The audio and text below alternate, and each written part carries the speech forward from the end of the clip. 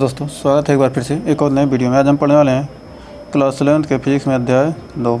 Chapter का नाम है मापन एवं मात्रक, यूनिट एंड मेजरमेंट।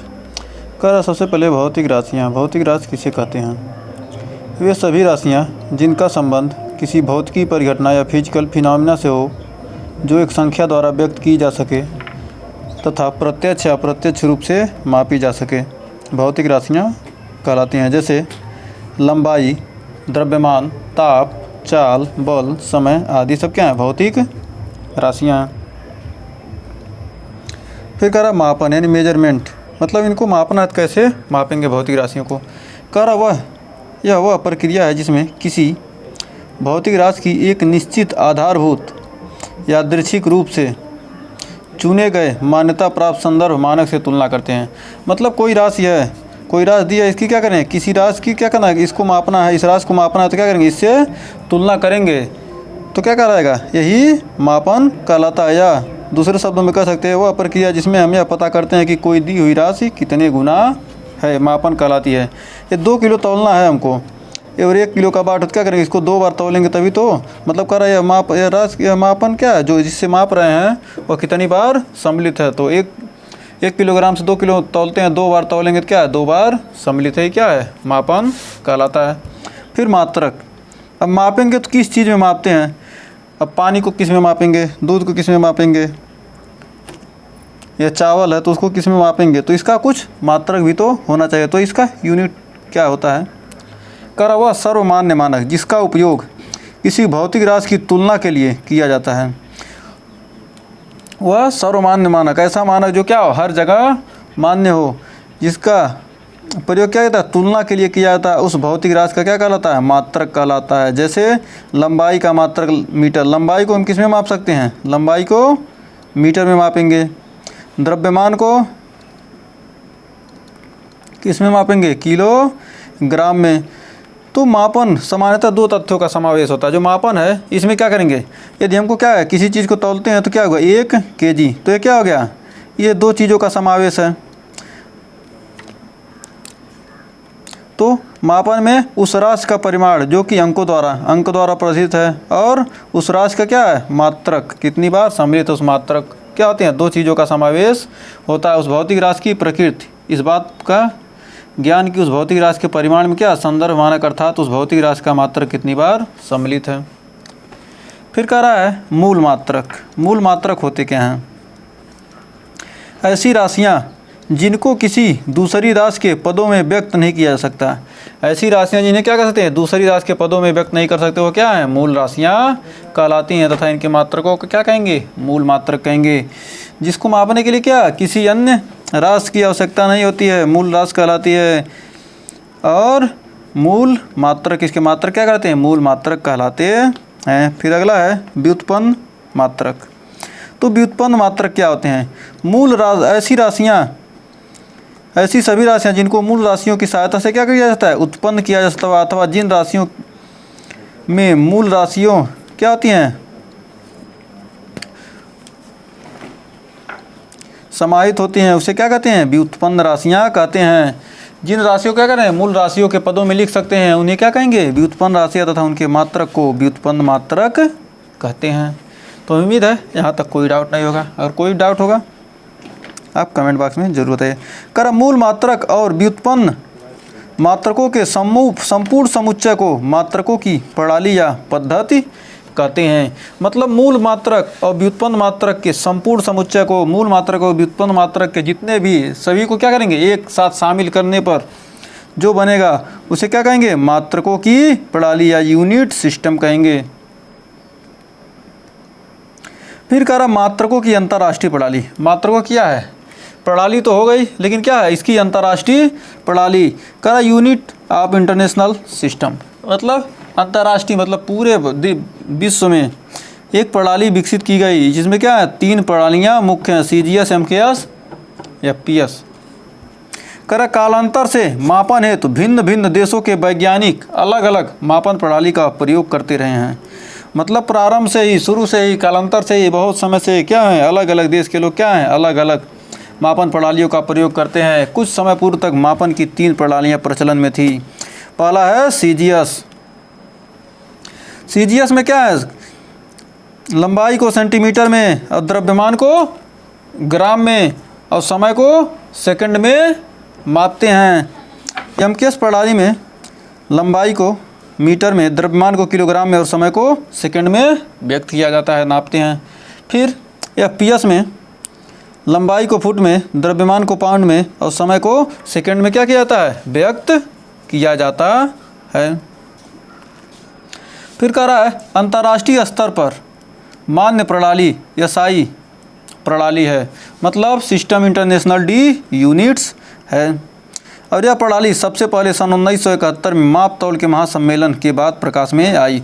सभी देशों का क्या किया गया, सन 1971 में क्या किया, सभी देश क्या किए, मिलकर एक सम्मेलन किए कि मतलब क्या किया जाए, कुछ मानक हम लोग मान लिया जाए। मतलब किसी चीज़ को तौलना है तो मान लीजिए हम अपने देश से आपके देश में भेजते हैं तो उसको कैसे मापेंगे, आपके देश से हम अपने देश में मंगाते हैं तो उसको कैसे मापेंगे। तो इन सबको मापने के लिए क्या किया जाए, एक यूनिट बना लिया जाए। तो इन्हीं में से क्या किया, 7 मात्रक बनाए गए, 7 मूल मात्रक बनाए गए जिनका उपयोग आज भी किया जाता है। पहला मीटर, दूसरा किलोग्राम, तीसरा सेकंड, चौथा एम्पियर, पांचवा केल्विन, छठवां कैंडिला, सातवां मोल।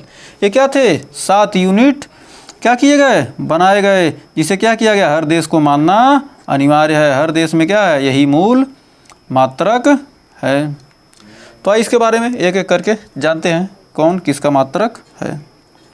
करा लंबाई का मात्रक मीटर होता है, जिसे यम से परिचित करते हैं। यह प्रकाश द्वारा निर्वात में 1 सेकंड में क्या है, इतना वे समय अंतराल में तय किए गए पथ की लंबाई को क्या कहते हैं, 1 मीटर कहते हैं। इसको आप पढ़ लीजिएगा। करा द्रव्यमान को किस में मापते हैं, किलोग्राम में मापते हैं। और फ्रांस में पेरिस के पास सेवरिस में स्थित एक अंतर्राष्ट्रीय मापतौल ब्यूरो में रखे गए किलोग्राम के अंतर्राष्ट्रीय आदि प्रारूप, अंतर्राष्ट्रीय क्या है, आदि प्रारूप, इसमें क्या है, प्लेटिनम इरिडियम की मिश्र धातु से बने सिलेंडर का द्रव्यमान 1 किलोग्राम के बराबर मान लिया गया। क्या किया, प्लेटिनम इरिडियम का क्या किया, सिलेंडर छोटा रख दिया, कर दिया क्या, यह कि 1 किलोग्राम, उसी को क्या किया, 1 किलोग्राम मान लिया गया है। फिर कह रहा है समय का मात्रक क्या होता है, सेकेंड। 1 सेकेंड क्या है, वह अंतराल है जो सीजियम परमाणु का क्या है, सीजियम 133 परमाणु के 2 अति सूक्ष्म ऊर्जा स्तरों के मध्य में अंतराल को क्या कहते हैं, अंतराल के विकिरण के इतने आवर्तकालों के बराबर होती है। यह 1967 से मान्य है। और अगला है विद्युत धारा का मात्रक क्या होता है, एम्पियर।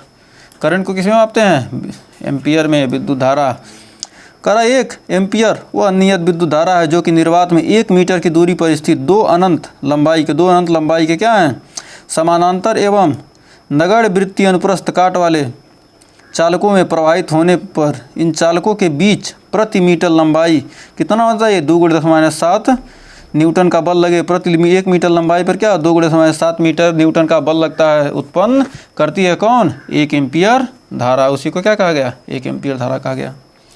फिर कहा उष्मा गतिक ताप, ये सब क्या किया, एक्सपेरिमेंट के द्वारा निकाला गया है। फिर उष्मा गतिक ताप क्या, इसको केल्विन में व्यक्त करते हैं। और जल के त्रिंक बिंदु के उष्मा गतिक ताप के 1/273.16 भाग को 1 केल्विन कहते हैं।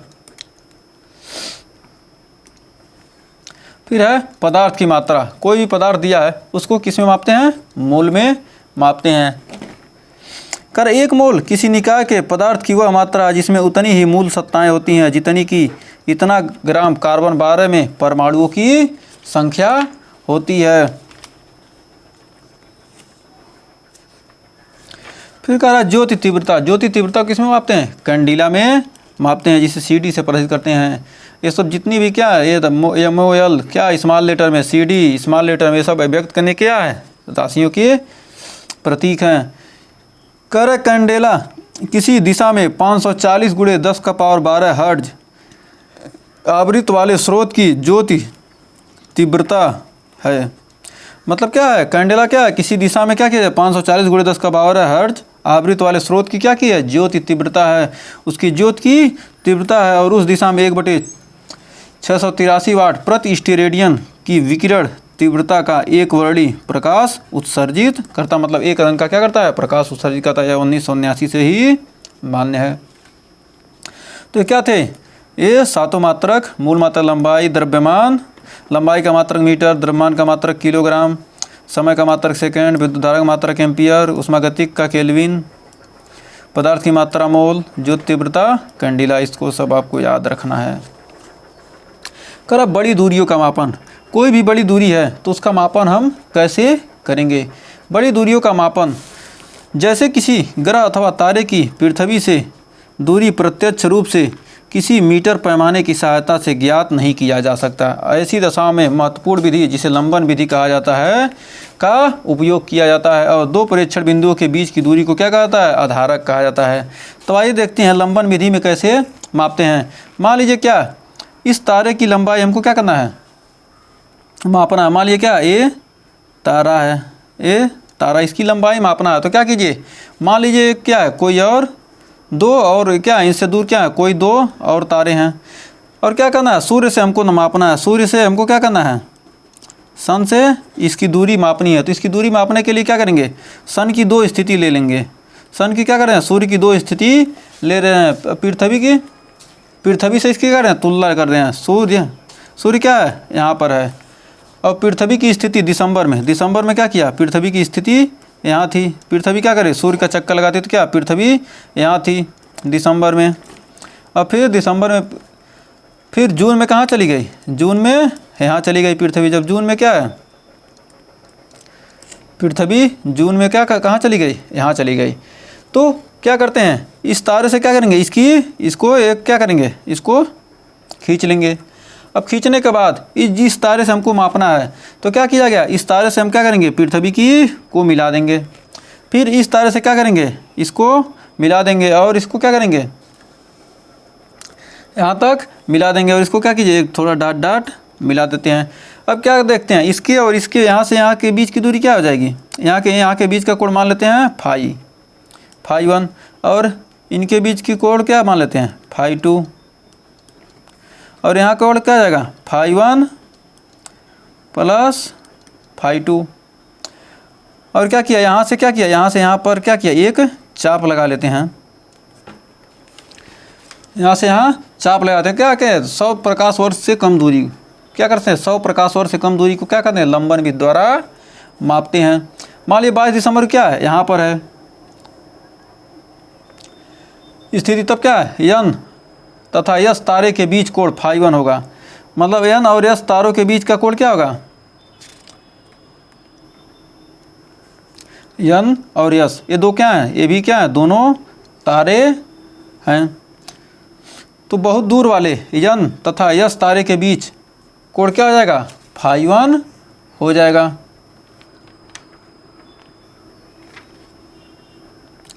यन और यस है ना, ये तो यन होगा। ये क्या हो गया? इसके बीच क्या होगा? कोण फाई 1 हो गया। पुनः तथा तारे यस के बीच कोण फाई 1 हो गया। और एक खगोलीय दूरदर्शी से नापते हैं 6 माह पश्चात। क्या किया गया? एक खगोलीय दूरदर्शी ले लेंगे और यहाँ से क्या करेंगे? मापेंगे कि यह दूरी कितनी है। मापने पर पृथ्वी अपनी कक्षा में स्थित बी पर है। यहाँ पहले तो ये पर थी, उसके बाद क्या हो गई? कक्षा बी में पहुँच गई। क्या किया गया? खगोलीय दूरदर्शी से मापा गया। ये तो ऐसे ही माप लिए, लेकिन क्या होगा? इससे क्या किया? खगोलीय दूरदर्शी से मापते हैं तो फिर देखते हैं यन और यस के बीच कोण क्या है? फाई 2 माप लिए। यहाँ से क्या किए? फाई 2 माप लिए, और नापे गए कोणों का योग फाई 1 प्लस फाई 2 हो जाएगा। कोण क्या हो जाएगा? फाई 1 प्लस फाई 2 हो जाएगा। इन दोनों कोणों का मान क्या हो जाएगा? Phi 1 plus phi 2। जो पृथ्वी की कक्षीय व्यास ए बी, इसके कक्षा का व्यास क्या है? A B. तारे यस द्वारा अंतरित कोण बराबर है। तारे यस द्वारा क्या अंतरित कोण क्या है? बराबर है। तो इन दोनों कोणों को क्या किया? जोड़ लिया। तो क्या होगा? अंतरित कोण क्या हो जाएगा? यहाँ फाई हो जाएगा। तो लंबन कोण क्या हो जाएगा? इसके बीच क्या है? लंबन कोण लंबन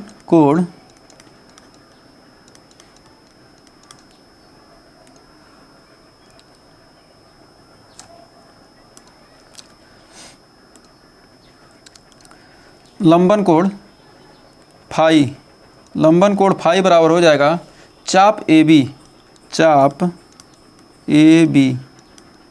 क्या किया? यहाँ से चाप लगा दिया गया एज ए बी, या यस को केंद्र मानकर। इसको क्या किया? इसको केंद्र मानकर क्या किया? एक वृत्त खींचा गया, अर्धवृत्त खींचा गया, चाप खींचा गया। चाप ए बी बटे त्रिज्या यस से बटे त्रिज्या यस ए। यस और ए के बीच की त्रिज्या से क्या कहेंगे, भाग दे देंगे, यस से या यस बी, या यस बी, इसे क्या करेंगे, भाग दे देंगे, क्या हो जाएगी, हमको इस तारे के बीच की क्या हो जाएगी, दूरी हमको मिल जाएगी। यही है ना, यही आपको क्या हो जाएगा, फाई मिल जाएगा। इस पर क्या कर सकते हैं हम, लंबवत वृत्त से क्या कर सकते हैं, बड़ी दूरी का मापन कर सकते हैं। बहुत सारी विधियाँ हैं, तो आप बुक से पढ़ लीजिएगा। फिर कह रहा अति सूक्ष्म दूरियों का मापन, मतलब छोटी दूरी का मापन कैसे करेंगे, बहुत छोटी दूरी हो तो उसका मापन हम कैसे करेंगे। अति सूक्ष्म दूरियों का मापन यानी अणु का आकार, अणु के व्यास क्या होते हैं 10⁻8 मीटर से 10⁻10 मीटर जैसी अत्यंत सूक्ष्म दूरियों के मापन के लिए हमें विशिष्ट विधियों का अनुसरण करना होता है। इसके लिए हम पेचमापी जैसे यंत्रों का उपयोग नहीं कर सकते। इसके लिए हम क्या कर सकते हैं, पेचमापी जैसे यंत्र का उपयोग नहीं कर सकते हैं। इसलिए अत्यंत छोटी दूरी के मापन हेतु हमें क्या किया जाता है, प्रकाशिक सूक्ष्मदर्शी का प्रयोग करते हैं। प्रकाशिक सूक्ष्मदर्शी का प्रयोग करते हैं, लेकिन क्या है, परंतु प्रकाशिक सूक्ष्मदर्शी की कुछ क्या होती हैं, सीमाएं होती है। ये भी क्या कर सकता है, ये भी बहुत सूक्ष्म दूरियों को माप नहीं सकता, इसकी भी कुछ सीमा है। कर एक प्रकाशिक सूक्ष्मदर्शी द्वारा किसी निकाय की जांच के लिए, मतलब क्या किया जाता है, किसी निकाय की क्या करना है, जांच करना है, तो उसके लिए हम दृश्य प्रकाश का उपयोग किया जाता है। मतलब दिखाई देने वाले प्रकाश का क्या करते हैं, उपयोग करते हैं। और प्रकाश के लक्षण तरंग जैसे होने के कारण, पदार्थ के लक्षण क्या होते हैं, प्रकाश का लक्षण क्या होता है, तरंग जैसा होता है, के कारण प्रकाशीय सूक्ष्मदर्शी अधिक से अधिक प्रयुक्त प्रकाश के तरंगदैर्घ्य के बराबर विभेदन के लिए किया जाता है। मतलब अधिक से अधिक क्या किया जाए, विभेदन, मतलब भेद सके, अधिक से अधिक दूरी क्या कर से भेद सके, क्या किया जाता है, इसका उपयोग किया जाता है। फिर कर आणविक व्यास, मतलब छोटी दूरी के मापने के लिए क्या किया है, आणविक व्यास एक क्या एक विधि होती है। आणविक व्यास के द्वारा क्या कर सकते हैं, आणविक व्यास विधि द्वारा क्या कर सकते हैं, हम छोटी दूरी का मापन कर सकते हैं। तो आइए इससे कैसे मापन करेंगे। कर औलिक अम्ल के अणुओं का व्यास मापने के लिए, औलिक अम्ल के अणु क्या होते हैं, काफ़ी थोड़े बड़े होते हैं, अन्य द्रव की तुलना में क्या होते हैं, इसके क्या होते हैं, थोड़े बड़े होते हैं व्यास अपेक्षाकृत। तो उस अम्ल के द्रव की पतली फिल्म बनाई जाती है। जो औलिक अम्ल होता है एक, उसके अणु को क्या किया जाता है, एक पतली फिल्म जो बनाई जाती है, और इसके अणुओं का व्यास क्या होता है, अपेक्षाकृत अधिक होता है।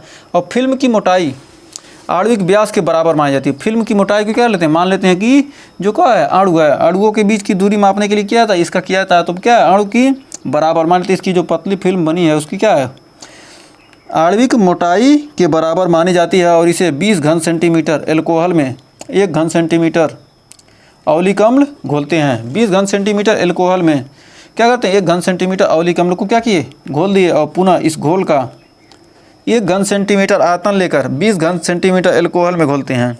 फिर इस अम्ल का क्या किया, 1 घन सेंटीमीटर फिर लिया, पहले 20 घन सेंटीमीटर एल्कोहल में क्या किया, 1 घन सेंटीमीटर औलिक अम्ल घोलते हैं, दोनों को मिला लिया। फिर इस घोल का 1 घन सेंटीमीटर आयतन लेकर 1 घन सेंटीमीटर क्या किया, एल्कोहल लिया, 20 घन सेंटीमीटर एल्कोहल लिया, उसमें क्या किया, 1 घन सेंटीमीटर औलिक अम्ल घोल लिया, क्या हो गया, 21 घन सेंटीमीटर हो गया। 21 घन सेंटीमीटर हो गया, इसमें से क्या किया, इसमें से फिर क्या किया, 1 घन सेंटीमीटर लिया, और फिर क्या किया, 20 घन सेंटीमीटर एल्कोहल में क्या किया, घोलते हैं। और इस प्रकार के घोल की सांद्रता क्या होती है, C बराबर 1/20 × 20 यानी 1/400 घन सेंटीमीटर औलिक अम्ल पर एल्कोहल हो जाता है। इतना होने के बाद अब क्या करेंगे, इस घोल में कि कुछ बूंदें लेकर एक सपाट व चौड़ी ट्रे में भरें। इस घोल को क्या किया, एक सपाट और मतलब क्या हो, सपाट मतलब पतली सी क्या हो ट्रे हो, उसमें भरें और जल के ऊपर डाल देते हैं।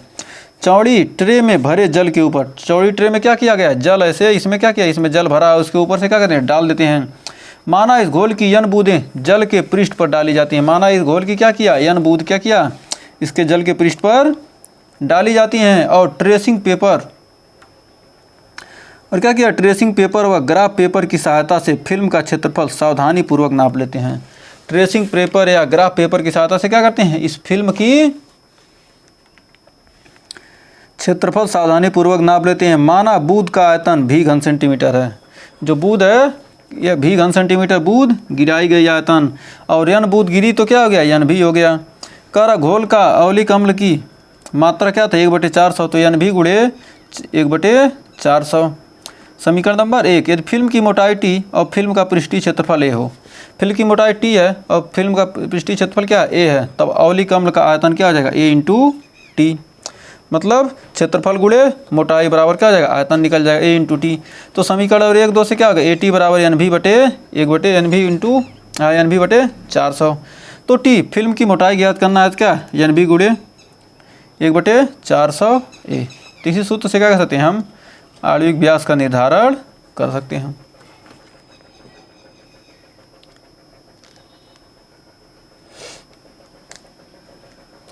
तो आइए अगला देखते हैं।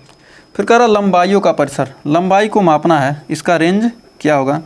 कह रहा विश्व में जो पिंड दिखाई देता है उस पिंड के अमापों का अंतर एक विस्तृत परिसर है।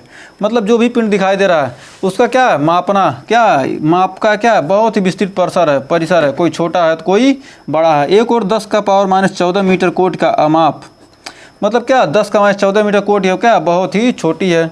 फिर कह रहा किसी परमाणु का सूक्ष्म नाभिक है, मतलब क्या 10⁻14 मीटर कोट का क्या है, परमाणु का नाभिक है, इसकी क्या दूरी बहुत कम है, इसको मापना बहुत ही कठिन है। तो दूसरी ओर 10⁻26 मीटर कोट का अमाप का दृश्यमान विश्व परिसर है, जिसको हम देख रहे हैं, विश्व पूरा संसार है 10⁻26 मीटर कोट का। इसको नापने में क्या बहुत सारे सेंटीमीटर लगेंगे, लेकिन हम माप पाएंगे नहीं।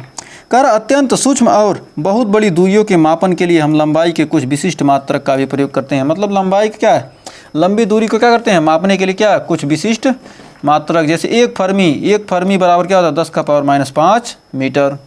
फिर 1 एंगस्ट्रॉम 10⁻10 मीटर। फिर होता है 1 खगोलीय मात्रक यानी एस्ट्रोनॉमिकल यूनिट। और सूर्य से पृथ्वी की औसत दूरी 1.496 × 10⁻11 मीटर होता है। और प्रकाश वर्ष इस लाइट वर्ष 9.46 × 10⁻15 मीटर। और क्या 3 × 10⁸ मीटर पर सेकंड के वेग से प्रकाश द्वारा 1 सेकंड में चली गई दूरी क्या होती है, 1 वर्ष होती है। 1 वर्ष किसे कहेंगे, 3 × 10⁸ मीटर पर सेकंड के वेग से प्रकाश द्वारा 1 सेकंड में, प्रकाश द्वारा क्या किया जाए 1 सेकंड में जितनी दूरी चली जाती है उसे क्या कहते हैं, 1 लाइट ईयर या 1 वर्ष कहते हैं।